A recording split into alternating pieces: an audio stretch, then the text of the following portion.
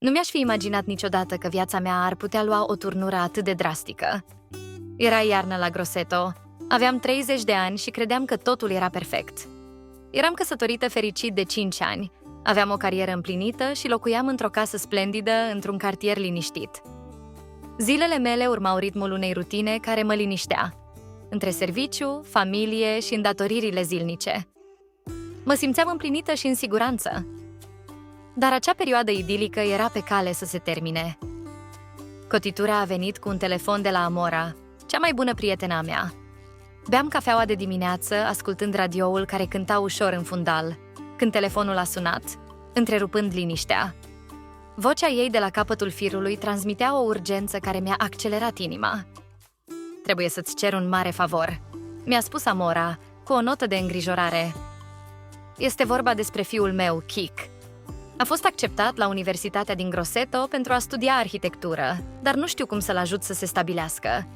Crezi că ai putea să-l ajuți?"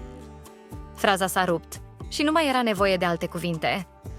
Amora și cu mine fusesem de nedespărțit din liceu și chiar dacă viețile noastre luaseră direcții diferite, ea se mutase la Haga, iar eu rămăsesem aici, prietenia noastră nu se schimbase niciodată. "Sigur," am răspuns fără ezitare. "Va fi o plăcere să-l găzduiesc pe Kik până își va găsi un loc al lui." Îl aduceam aminte vag pe Kik, un băiat introvertit pe care îl văzusem de câteva ori la reuniuni de familie. Ultima dată când l-am întâlnit avea vreo 16 ani. Acum, 7 ani mai târziu, mă pregăteam să-l întâmpin pe un tânăr adult. În ziua sosirii sale am mers să-l iau de la aeroport. În timp ce așteptam în terminal, gândurile îmi zburau. Cum s-o fi schimbat Kik? Era încă băiatul timid pe care îl știam sau devenise un bărbat încrezător în sine? Răspunsul nu a întârziat să apară. Când l-am văzut trecând prin ușa de la sosiri, inima mi-a sărit un bat. Kik devenise un bărbat înalt, musculos, cu un zâmbet fermecător și ochi căprui care păreau să mă pătrundă. Pielea lui bronzată strălucea sub lumina aeroportului, iar părul lui îngrijit adăuga un aer de sofisticare ținutei sale casual. "Kinel!" a exclamat el, folosind porecla pe care mi-o dădea mereu, în timp ce mă îmbrățișa strâns. Am simțit fermitatea corpului lui împotriva mea și un fior m-a străbătut pe șira spinării. M-am îndepărtat rapid, confuză de reacția mea, dar am încercat să-mi ascund disconfortul, primindu-l cu afecțiune. În primele zile, totul părea normal. I-am arătat orașul, l-am ajutat să se orienteze în campusul universitar. Dar munca mea, solicitantă ca avocat, mă ținea ocupată aproape tot timpul, lăsându-l pe el și pe mine singuri o mare parte din zi. A fost în timpul uneia dintre aceste ieșiri când totul a început să se schimbe. Mergeam prin grădinile Parcului Libertății, când Kik s-a oprit și m-a privit intens. "Kinel, vreau să-ți mulțumesc pentru tot ce ai făcut pentru mine," mi-a spus cu o voce joasă care m-a făcut să tremur. "Nu știu cum m-aș fi adaptat fără ajutorul tău." M-am simțit brusc dezorientată, dar am încercat să răspund cu un zâmbet, dorind să mențin conversația ușoară. "Nu trebuie să-mi mulțumești," i-am spus. "Este o plăcere să te ajut."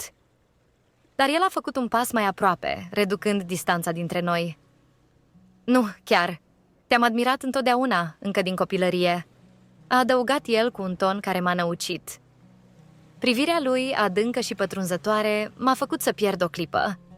Am încercat să-mi desprind privirea, dar nu am reușit. Simțeam o dorință care creștea în mine, o dorință pe care nu o puteam ignora. După acea privire, am început să-l văd pe Kik într-o lumină diferită. Fiecare moment petrecut cu el era un conflict interior între rațiune și dorință. Îmi alegeam cu grijă hainele, de parcă aș fi fost o adolescentă care așteaptă o întâlnire secretă. Dar situația devenea din ce în ce mai greu de ignorat. Într-o după-amiază, în timp ce Kik folosea mașina de spălat în subsol, momentul pe care îl temeau amândoi a sosit. Eram singuri în casă. Soțul meu era plecat la muncă.